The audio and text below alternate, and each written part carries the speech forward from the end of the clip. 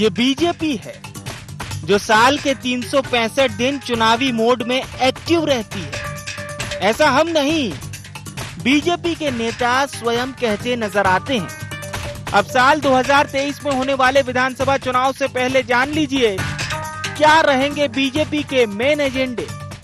51% vote bank करने पर BJP का फुल फोकस, नगरीय निकाय और पंचायत में हारी सीटों पर फोकस, विधानसभा चुनाव में हारी सीटों पर पार्टी का फोकस, 8 से 10 जिला अध्यक्षों की हो सकती है छुट्टी, सोशल मीडिया को बूस्ट करने जिला अध्यक्षों को मिली जिम्मेदारी, बूथ लेवल को एक्टिव करने पार्टी का mega plan, man to man marking पर बीजेपी का फुल फोकस, नेता कार्यकर्ता करेंगे सरकारी योजनाओं का प्रचार प्रसार, आदिवासियों और एससी सीटों पर बीजेपी का फोकस। पिछली बार की तरह इस बार भी मनेगा जनजाति गौरव दिवस। एक और बीजेपी को सरकार की योजनाएं और अपनी टीम पर पूरा भरोसा है, तो वहीं कांग्रेस ने बीजेपी की कवायदों पर तंज कसा और इसे डर से प्रेरित बताया कि भारतीय जनता पार्टी ने 200 पार का लक्ष्य लिया है और भारतीय जनता पार्टी एकमात्र ऐसी पार्टी है जो परिश्रम की पराकाष्ठा तक कार्य करती है। और जिस प्रकार से पिछले चुनाव के परिणाम रहे हैं, भारतीय जनता पार्टी जहां पर विजय नहीं हो पाई उसको लेकर मंथन किया है, आगे उसमें कैसे बेहतर किया जा सके इस पे भारतीय जनता पार्टी निरंतर काम करती है। देखिए, भारतीय जनता पार्टी का सुशासन के नाम पर जितना उन्होंने मध्य प्रदेश को कुशासन में बदला है वो सारी स्थिति सामने है। एक बात समझ में नहीं आती कि भारतीय जनता पार्टी के लोग किस बात पर अपनी दम भरते हैं। मध्य प्रदेश सरकार पर कोई रिकॉर्ड ही नहीं है कितनी घोषणाएं हुई, कितना क्या हुआ। कि भारतीय जनता पार्टी सिर्फ प्लानिंग करने की, योजना बनाने की घोषणाएं कागजों पर करती है, काम नहीं करती। विधानसभा चुनाव से पहले बीजेपी कोई भी गलती नहीं करना चाहती। यही वजह है कि पार्टी अपनी तमाम कमजोरियों पर पूरा फोकस कर रही है। इसके लिए 2018 के साथ ही 60 निकाय चुनाव में हारी हुई सीटों पर पार्टी का फुल फोकस है। वहीं दूसरी ओर कांग्रेस जो कि कमलनाथ सरकार के समय की योजनाओं को लेकर जनता के बीच जाने की बात कह रही है। हालांकि इन तमाम कवायदों और रणनीतियों का दोनों ही पार्टियों को कितना फायदा मिल पाता है, ये तो आने वाला वक्त ही बताएगा। Bureau report, IND 24।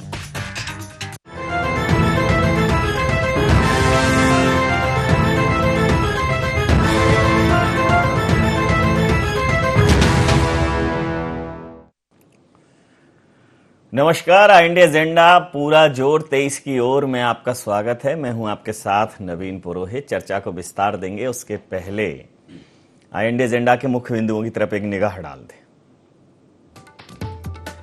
तमाम कवायदों का भारतीय जनता पार्टी को कितना मिलेगा लाभ? कांग्रेस के गढ़ में सेंध लगाने क्या है भारतीय जनता पार्टी का मेगा प्लान? क्या योजनाओं के जरिए जनता के बीच पैठ बना पाएगी भारतीय जनता पार्टी? क्या खराब परफॉर्मेंस पर जिला अध्यक्षों की छुट्टी करेगी भारतीय जनता पार्टी? नमस्कार, इन्हीं सवालों के साथ चर्चा में आप सबका पुनः स्वागत है। मध्य प्रदेश में दोनों ही दल वैसे तो 2023 के लिए जोर आजमाइश करते हुए नजर आ रहे हैं, लेकिन भारतीय जनता पार्टी अब पूरी तरह से फोकस्ड हो गई है मिशन 23 को लेकर। और भारतीय जनता पार्टी अक्सर ये कहती भी है कि वो हमेशा चुनावी मोड में रहती है। अच्छा है उनका चुनावी मोड ऑन रहे, लेकिन गवर्नेंस का भी मोड ऑन रहना चाहिए। इसी माहौल में जब सरकार चौथी बार की है और माननीय मुख्यमंत्री ने भोपाल शहर का जायजा लिया, तो भोपाल की सड़कें उन्हें बहुत ज़्यादा खराब नजर आई। उस पर वो क्रोधित भी हुए, कुपित भी हुए। और मध्य प्रदेश में अगर शहरों की बात करें तो भोपाल शहर की सड़कें, एक मीडिया रिपोर्ट में पढ़ा मैंने कि सबसे ज़्यादा खराब हैं। तो सरकार की ओर भी ध्यान देना होगा, क्योंकि जनता तो इन्हीं मुद्दों पर सरकार का चयन करती है कि कितनी अच्छी गवर्नमेंट चल रही है, कितना शासन प्रशासन मुफीद है। वहीं कांग्रेस तैयारी कर रही है राहुल गांधी जी की यात्रा की कि भारत जोड़ो यात्रा से मध्य प्रदेश में कांग्रेस पिछली बार से कुछ सीटें और ज़्यादा जोड़ने की जुगत में है, और वो इसलिए कि पिछली बार बहुत अच्छा परफॉर्म किया था मध्य प्रदेश में कांग्रेस ने, और कुछ सीटें कम रह गई थी। अगर उनके पास पूर्ण बहुमत होता तो शायद पूरे समय सरकार चलती। तो दोनों पार्टियां 23 को लेकर केंद्रित हैं। भारतीय जनता पार्टी तो पूरी तरह फोकस हो गई है कि अगर जिलाध्यक्षों की छुट्टी करनी पड़े तो सांगठनिक स्तर पर तो ठीक है, लेकिन सरकार के स्तर पर भी जनता मूल्यांकन करती है। इसी मुद्दे पर करेंगे चर्चा। हमारे साथ चर्चा में शामिल हैं पवन पटेल जी, महासचिव हैं मध्य प्रदेश कांग्रेस के, अभय प्रताप सिंह जी मध्य प्रदेश भारतीय जनता पार्टी के नेता हैं, सुरेश शर्मा साहब वरिष्ठ पत्रकार हमारे साथ हैं। आप समस्त महानुभावों का बहुत बहुत स्वागत है। तो पवन जी, ये 23 को लेकर बहुत केंद्रित हैं, और ये बात कही तो दिग्विजय सिंह जी ने थी, लेकिन अमल में लाई है भारतीय जनता पार्टी के चुनाव जो है वो मैनेजमेंट से जीते जाते हैं। क्योंकि जो आरोप आप लगाते हैं कि ये महंगाई, बेरोजगारी और तमाम व्यवस्थाएं खराब हैं, बावजूद उसके अगर भारतीय जनता पार्टी चुनाव जीतती है तो ये फिर मैनेजमेंट ही है, क्या कहेंगे? नहीं, मैनेजमेंट तो है, पूरी दुनिया देख रही है कि मैनेजमेंट है। भारतीय जनता पार्टी हमेशा चुनावी मूड में रहती है, राजनीतिक दल है, चुनाव की तैयारी करनी चाहिए, बहुत अच्छा बात है। हम भी अपनी तैयारी करते रहते हैं चुनाव के हिसाब से। लेकिन जब कोई व्यक्ति कोई सत्ता में रहती है कोई पार्टी, तो उसको सत्ता में रहने की जिम्मेदारी का भी निर्वहन पूरी ईमानदारी के साथ करना चाहिए। इन्हीं सत्ता के लोगों ने पिछले चुनाव में वादे करके आए थे कि हम 2 करोड़ रोजगार देंगे। यही सत्ता में आने के लिए वादे किए थे कि हम 100 दिन में काला धन लाएंगे। तो हमारा मतलब ये है कि भारतीय जनता पार्टी को इस देश और प्रदेश की जनता को मूर्ख नहीं समझना चाहिए, क्योंकि जनता इतनी भुलाऊ नहीं है कि अभी 2014 में क्या क्या वादे की थे। 1-2 बार हो सकता है कि जनता ने आजमा लिया कि चलो आप कुछ अच्छा करेंगे, आप कुछ अच्छा करेंगे, लेकिन अब जनता ने देख लिया कि हर चुनाव में ये चुनावी मूड में रहते हैं और नए प्लान के साथ आ जाते हैं, पुराने प्लान को भूल जाते हैं। भारतीय जनता पार्टी जनता को मूर्ख समझती, बट ऑब्वियस मूर्ख नहीं समझती होती तो क्या समझते? जनता को हम जनता के सेवक हैं, और बाबा साहब भीमराव अम्बेडकर के संविधान के हिसाब से जनता की सेवा करते रहेंगे। जनता को समझते क्या है, आप तो बता दीजिए। हमने भारतीय जनता पार्टी के को तो हम समझते, हमारा समझना हमारे कमलनाथ जी के 15 महीने की कार्यकाल में। मैं कमलनाथ जी की बात नहीं कर रहा हूं, मैं पूरी कांग्रेस की बात कर रहा हूं कि जैसे भारतीय जनता पार्टी को आपने कहा कि भारतीय जनता पार्टी जनता को मूर्ख समझती है, तो कांग्रेस जनता को क्या समझती है? जनता हमारी भगवान है। लोकतंत्र में हमारा निर्णायक भगवान ही कह सकते हैं कि वो मत देती नहीं, आप उन्हें समझदार नहीं समझते जी। मूर्ख का देखो, मूर्ख का विलोमार्थी समझदार नहीं, तो समझदार है ना, मैं तो मान रहा हूं ना, वही तो समझदार जनता आपको नहीं समझदार जनता आपको चुन नहीं रही, नहीं चुन नहीं रही, वही तो बोल रहा है। मैनेजमेंट, इनका मेगा प्लान क्या है, इनका हिडन प्लान क्या है? अभी तेलंगाना का इनका हिडन प्लान देखा आपने, तो जब कमलनाथ सरकार को हटाया तब इनका हिडन प्लान देखा आपने। तो ये एक साथ कई सारे प्लान पे काम करते हैं। हम एक साथ बाबा साहब भीमराव अम्बेडकर के प्लान पे करते हैं कि हम जनता की लड़ाई लड़ते रहे, जनता के सुख दुख में भागीदारी करते रहे। लेकिन भारतीय जनता पार्टी का लक्ष्य निर्धारित है, उसका लक्ष्य सत्ता में बने रहना। वो सत्ता में बने रहने के लिए लीगल अनलीगल किसी भी कदम से चलने से उसको कोई गुरेज नहीं है। तो हमारा मतलब यह है कि भारतीय जनता पार्टी सत्ता में है तो हमारा सिर्फ इतना निवेदन है कि अब बहुत मौतें हो चुकी, बहुत लोग अपने को खो दिए हैं, लेकिन अब सत्ता की भूख को थोड़ा सा कम करते हुए जो पिछले वादे किए थे उन वादों को अमल करने में भी ध्यान देना चाहिए। उस मोड में भी आना चाहिए कि हमने 2 करोड़ रोजगार का वादा किया था, कितना दिया हमने? अब ये 75 लाख लोगों को अभी जो रोजगार दिए हैं, अभी नियुक्ति पत्र वितरण समारोह, नया तरह का समारोह हर वर्ष मनाया जाएगा, ठीक है। गैस सिलेंडर वितरण समारोह, लोगों की मौत का जश्न मनाने का समारोह, इस तरह समारोह इनको देखना है कैसे आपदा में अवसर निकाला जाता है। ये भारतीय जनता पार्टी को बड़ी अच्छी तरह से आता है। कोरोना काल में ऑक्सीजन की कमी के कारण लोगों को मार डाला, लेकिन उसका भी श्रेय ले रहे हैं। तो इनसे तो इस चीज में पार पाना बड़ा मुश्किल है। लेकिन हम बता रहे हैं कि हम जो संविधान है कि नामुमकिन है? नहीं, नामुमकिन तो कोई चीज नहीं। अच्छे अच्छे तुर्रम खान आगे चले गए हैं, ये क्या कर लेंगे नामुमकिन? एक बार जनता मूड न बना ले, इनका कोई बहकावा। अब जो उसी तरह चल रहे हैं उसी तरह आ रहा है। राहुल गांधी जी की यात्रा निकल रही, लोगों को जिस तरह उनको समर्थन मिल रहा है, इनके सब कुछ इनका फेल होता जा रहा है।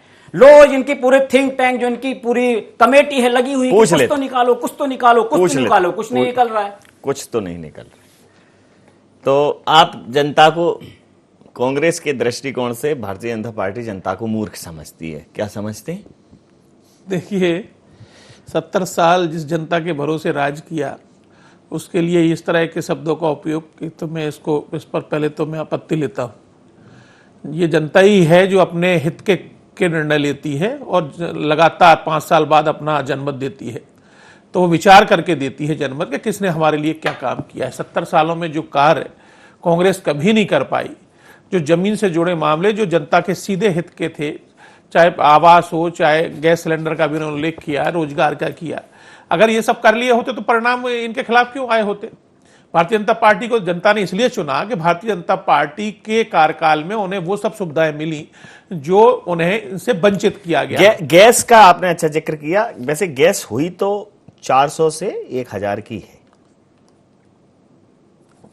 मुझे नहीं मतलब मेरे को लगता है कि जो देखिए आपने जिनसे कहा कि सब्सिडी छोड़ो, छोड़ दी कुछ लोगों ने स्वेच्छा से, लेकिन आप उनका ख्याल रखिए जिनकी 70% तो लोग गरीबी की रेखा के नीचे हैं, तो वो सिलेंडर कैसे भरवा पाएंगे? 200 रुपए की उसमें सब्सिडी भी दी गई उन लोगों को जो है 2 सिलेंडर, अभी हमारे कई राज्यों में 2 सिलेंडर भी फ्री किए गए हैं। वो उनमें जिनमें चुनाव, हाँ, तो अभी सरकार मतलब इस तरफ भी कदम बढ़ रही है। इधर करवा सरकार अगले साल से हो रहे हैं, जनवरी से करवा दी। लेकिन 3 करना है। ये माननीय मोदी जी की सरकार है, शिवराज जी की सरकार है, जहां जनता को दिक्कत जाएगी उन सारे विषयों पर जनता के लिए, लेकिन यहाँ 3 करवा देना, 2 चलते नहीं है, मतलब पूरे कितना करेगी सरकार। हमारे माननीय मोदी जी तो इस पर विचार कर रहे होंगे।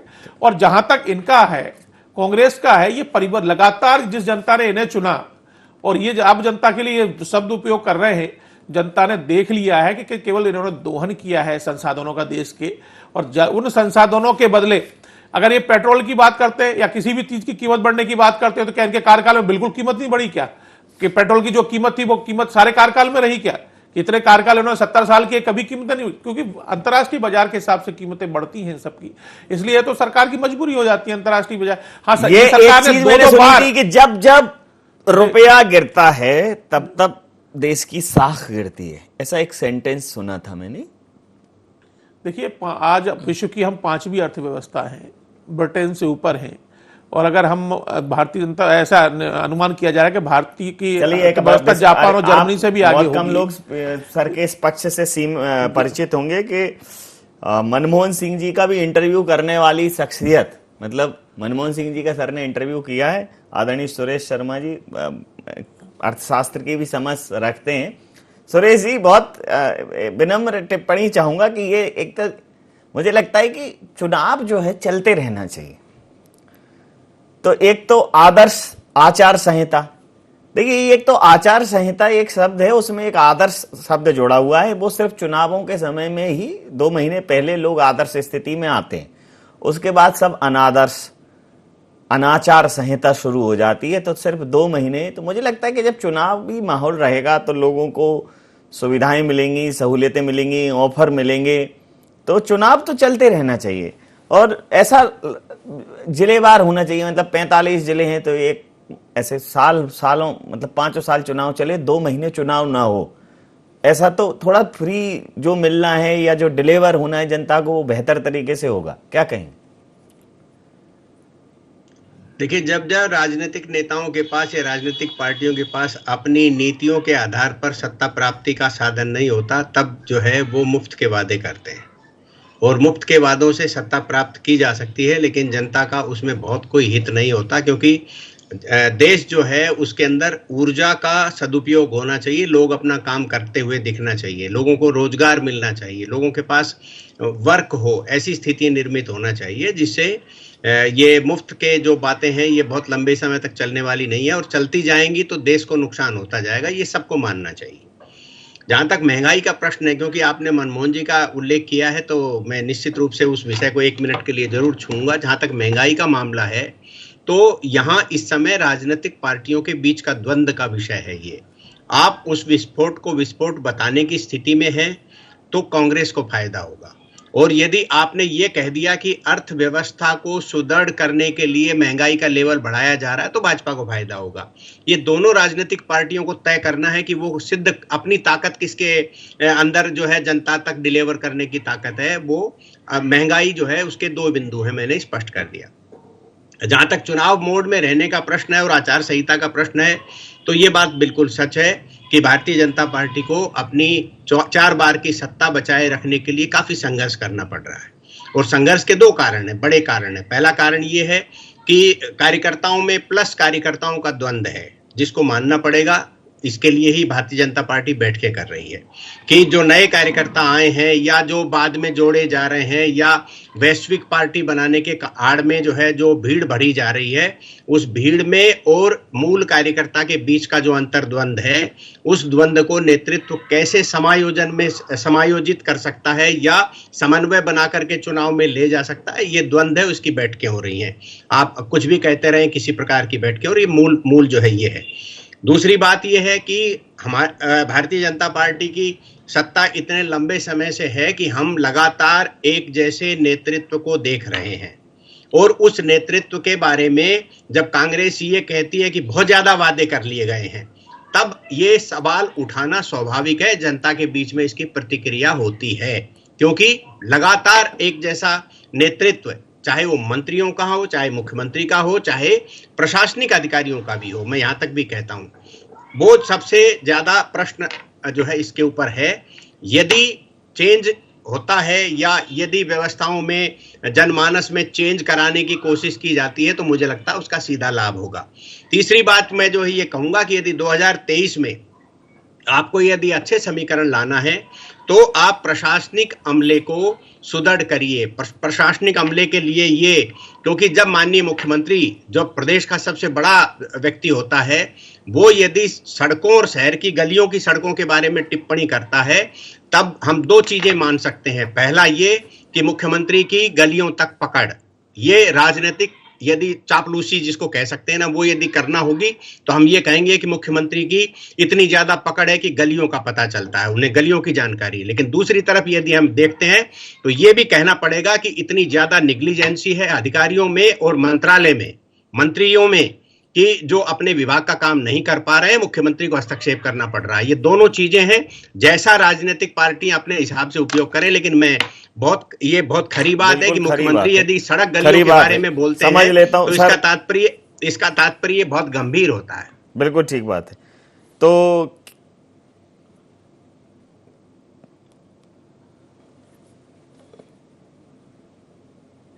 क्या कहेंगे कि गलियों तक पकड़ है, या फिर वो गलियां ये कहेंगी कि ये गलियां ये चौबारा और यहाँ आना अब दोबारा, ऐसी आवाज तो नहीं आएगी उन गलियों से?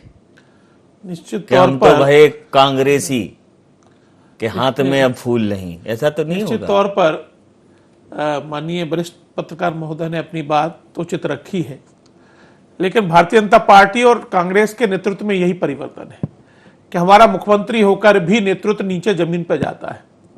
वो उस आभा मंडल से निकलकर लोगों के बीच पहुंचता है और वहां उनके बीच उनकी जो दिक्कतें हैं उनको दूर करता है। कांग्रेस में एक अपना मुख्यमंत्री का एक आभा मंडल बनाकर वो रखते हैं और उस आभा मंडल से वो निकल नहीं पाते। और दिग्विजय सिंह जी इनका कार्यकाल आपने देखा, कमलनाथ जी का देखा और शिवराज जी का देखा। शिवराज जी के जितने दौरे प्रवास जिलों में होते हैं, जितने कार्यक्रमों में वो जाते हैं, शायद कोई मुख्यमंत्री इस प्रदेश का अब तक नहीं गया होगा, जितनी सक्रियता के साथ प्रतिदिन वो रहते हैं पूरे प्रदेश में। तो इस तरह से उनकी जमीन पर पकड़ भी रहती है और वो लोगों की जो वास्तविक स्थिति है प्रदेश की, सुबह 6 बजे उठकर जिलों का फीडबैक लेना, जिलों पर बात करना, ये एक छोटी बात नहीं है कि एक प्रदेश का मुख्यमंत्री इतना संवेदनशील होकर प्रदेश की समस्याओं पर निगरानी कर रहा है। ये उंगली बहुत तकलीफ करती है, मतलब। तो इस तरह की जो माननीय शिवराज जी की कार्यप्रणाली है, ये मध्य प्रदेश के लिए सुखदायी है कि प्रदेश का मुखिया इतना ज्यादा संवेदनशील है कि अगर कोई चीज नीचे अगर ठीक नहीं चल रही है तो वो स्वयं जाकर भी उसका अवलोकन कर लेते हैं।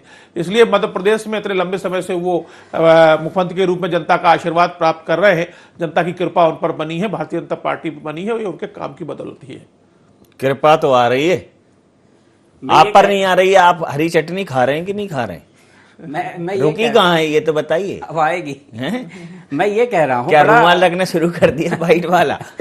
क्या हुआ? समझ में ये नहीं आ रहा मेरे कि माननीय शिवराज सिंह चौहान जी 6 बजे उठ के ऐसा निर्णय लिया, बड़ी बात, एकदम तालियां। मतलब ये समझ में नहीं आता कि ये क्यों इस शेप का इस टाइप का काम करते हैं। अगर माननीय शिवराज सिंह चौहान अच्छी तरह से अपनी जिम्मेदारियों का निर्वहन कर रहे होते तो वो भी आराम से सोते और इस देश और प्रदेश की जनता भी आराम से सोती। आप जो बोल रहे हैं कि आप हमारे मुख्यमंत्री को बोल रहे हैं हमारा राष्ट्रीय नेता रोड की गलियों की खाक छान रहा है, आपके नरेंद्र मोदी जी विदेशों की गलियों की खाक छानते थे। आप बात करने में तो नंबर 1 के माहिर हैं, सिलेंडर की बात कर रहे हैं, रेट की बात मत करिए। सिलेंडर तो हमने 4 सिलेंडर दिया, भले 5,000 दिया, लेकिन मोदी जी का, शिवराज सिंह चौहान का दिल तो देखो, सिलेंडर तो दिया, भले उसको नहीं भरवा पाया, लेकिन कम से कम 100 पीस में सिलेंडर तो रखा हुआ है। इस टाइप की बात करते हैं। रोजगार दिलाया, घर घर दारू, जामुन से दारू, चॉकलेट से दारू, पटवारा, ऐसे उद्योग नीति बना दोगे, सब दारू पिए मस्त रहे, 2023 का चुनाव निकल जाए, उसके बाद फिर देखा जाएगा। लेकिन एक बात पवन जी, ये जो आपके समय में जो डिस्टिलरी की पॉलिसी आई थी, थोड़ा एक बार उधर भी ध्यान दें। उधर का देख ले, बता रहा हूं ना, इस टाइप की ऑनलाइन हो गया था शुरू, महिलाएं भी ले सकती थी। नहीं, जो आप चित्रकूट जैसे धार्मिक स्थानों पर भी ये आपके उसमें परमिशन दी थी। ये आपके उसमें थी पवन जी? नहीं थी, लेकिन थोड़ा उस समय उस वक्त चिल्ला लेते। 5 किलोमीटर के अंदर खोलने की परमिशन थी आपकी। अच्छा, तो इसीलिए आपने भी दे दिया? हमने तो नहीं दिया, दिया, आपने घर घर में लगातार कम कर रहे हैं, हम तो लगातार कम कर रहे हैं।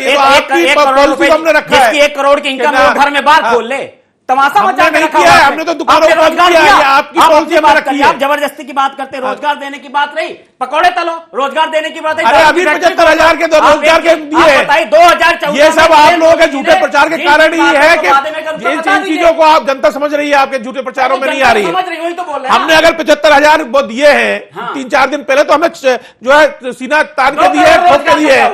हम जो काम करते हैं सार्वजनिक करते हैं, जनता के सामने पारदर्शिता के साथ करते हैं, कोई छुपा के नहीं करते हैं। इसको आप मैनेजमेंट आईफा को बोलिए, ये जनता के लिए किए गए कामों का प्रदर्शन है जो जनता के बीच रखा जाता है, और इसको चैलेंज करिए आप। अगर नहीं है तो चैलेंज करिए आप। बोलिए, अभी 23 सेकंड है आपके पास, बोल लीजिए। जब ये बता रहे हैं, इस टाइप की बातें करते हैं, आईफा की बात करेंगे, हम कहते हैं आप तो बोलते हो प्रधानमंत्री डंके की चोट पे करते, तो जिन लोगों को रोजगार दे उनकी सैलरी से ज्यादा विज्ञापन दे दिए होते हो, सिलेंडर से ज्यादा आप उसका विज्ञापन में खर्चा कर दिए होते हो। तो मैं ये बोल रहा हूं कि मैनेजमेंट को छोड़ो आप ना, आम जनता की ये मैनेजमेंट नहीं है, जनता के सामने अपने काम को रखना है। फ्री में विज्ञापन देते हो आप? ये कोई विज्ञापन नहीं है, जनता के सामने कौन से सरकार ने उनके लिए क्या किया है, वो अपने अधिकारों को जाने, वो अधिकारों को अपने ले, उसके लिए जागरूकता करने के लिए भेजे गए विज्ञापन होते हैं। अरे तो जानकारी ले, जब अगर उसमें गलत जानकारी दे रही हो तो आप उसको चैलेंज करिए, ये गलत विज्ञापन छापा है। बता तो रहे हैं, आप चैलेंज करने के लिए परमिशन देते हो, आप में दम है कि हमको परमिशन दे दो, तो लगाइए ना आरटीआई, 50 को आरटीआई लगा, लगाइए, जाइए ना कोर्ट जाइए, अगर कोई जानकारी है। पीएम केयर फंड लगाइए, पीएलआई क्यों नहीं जा रहे? पीएम केयर फंड की आईटीआई लगी। पीएम केयर फंड में जो कोरोना काल में बच्चे जो जिनके माता पिता दिवंगत हो गए हैं, उनको पूरा एजुकेशन मिल जा रही है। लीजिए ना आरटीआई में जानकारी। अरे आरटीआई में उनके बच्चों का लालन पालन उस फंड से हो रहा है, जिलों में ऑक्सीजन के प्लांट उससे लगे हैं। चलिए, अब एक शब्द का जवाब नहीं देते। प्रधानमंत्री आपदा कोष था, उसका क्या हुआ? क्यों उसको बंद किया आपने? क्यों पीएम केयर फंड खोलने की जरूरत पड़ी? अब पीएम केयर फंड का ट्रस्ट का उसको रखिए सार्वजनिक सब में, कितना खर्चा किया? सार्वजनिक है, उसका ऑडिट होता है, ले लीजिए उसकी जानकारी। ऑडिट होता है कहाँ होता है, उसका ऑडिट ले लीजिए, आप जानकारी ले लीजिए। कहाँ से ले लीजिए? कहाँ से ले लीजिए? पीएमओ से ले लीजिए, पीएमओ लगाइए, देने को तैयार है, देगा क्यों नहीं देने को तैयार है? लगी हुई है, बता दियो ट्रस्ट पूरा देने को तैयार